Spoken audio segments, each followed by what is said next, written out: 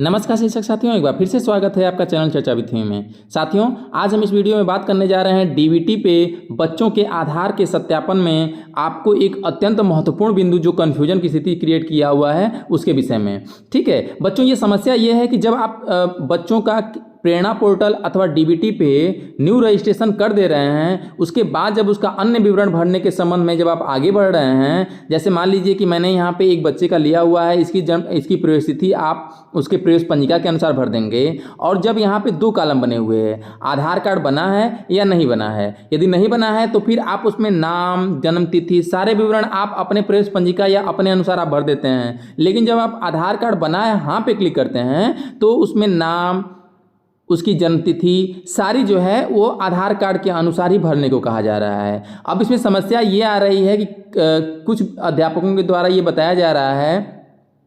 कि अभिभावकों ने बच्चे का नाम लिखवाते समय जन्मतिथि कुछ और दिया हुआ है, साक्ष्य कुछ और दिया हुआ है, जिसके आधार पर मैंने उसकी जन्मतिथि लिखी हुई है। और जब मैं आधार कार्ड उनसे मांग रहा हूं और सत्यापन कराने के लिए यहाँ पे डाटा भर रहा हूं तो ये देखा जा रहा है कि जन्मतिथि कुछ और लिखी हुई है। अब यदि मैं जन्मतिथि में प्रवेश पंजिका में कोई सुधार कर नहीं सकता हूँ, कोई संशोधन कर नहीं सकता हूँ और यहाँ पे मैं भरूंगा तो बाद में दिक्कत ना हो, ये विभिन्न प्रकार के तर्क दिए जा रहे हैं, विभिन्न प्रकार की समस्याएं बताई जा रही हैं। तो मैं यहाँ पे आपको एक बता दूं कि आप ठीक है, अगर उन्होंने कोई साक्ष्य सहित अपनी जन्मतिथि प्रवेश कराते समय, नाम लिखवाते समय दिया हुआ है और उन्होंने आपसे जो आपने प्रवेश पंजिका पे उनके दिए जानकारी के अनुसार आपने लिखा हुआ है तो उसमें प्रथम दृष्टया कोई संशोधन आपको करना ही नहीं है। ठीक है, अब आप ये कहेंगे कि जब मैं उसमें संशोधन नहीं कर रहा हूं तो यहाँ पे कैसे करूँगा, और यदि मैं यहाँ पे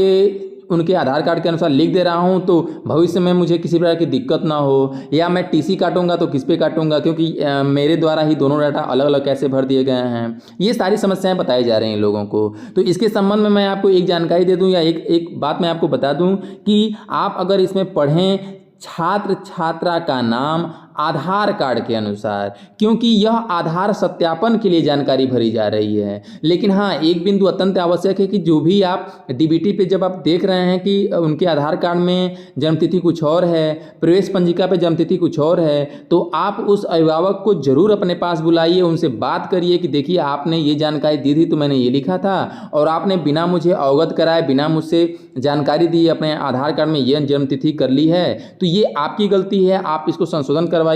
अन्यथा मैं जब टीसी काटूंगा तो आपके आधार कार्ड नहीं बल्कि आपके द्वारा प्रारंभ में ही बताई गई जन्मतिथि जो मैंने अपने प्रवेश पंजिका पे लिखा है उसी के अनुसार मैं कटवाऊंगा। ये जरूर उनको अवगत करा दीजिए। और यहाँ पे जो डाटा भरने के संबंध में जो आप कन्फ्यूजन है तो वो डाटा केवल और केवल आप आधार कार्ड के अनुसार भरेंगे, क्योंकि यदि आप अन्य जानकारी चाहे वो भले कितनी सही हो, कोई कैसी भी हो, लेकिन उसको भरेंगे तो वो सत्यापन, आधार के सत्यापन के संबंध में नहीं होगा, वो दिक्कत आएगा, प्रमाणित नहीं हो पाएगा, आधार का सत्यापन नहीं हो पाएगा, क्योंकि जो भी इसमें जानकारी भरनी है वो आधार कार्ड के अनुसार ही भरनी है, चाहे वो नाम, चाहे वो जन्मतिथि, चाहे कोई भी विवरण। ठीक है, तो आप इसके संबंध में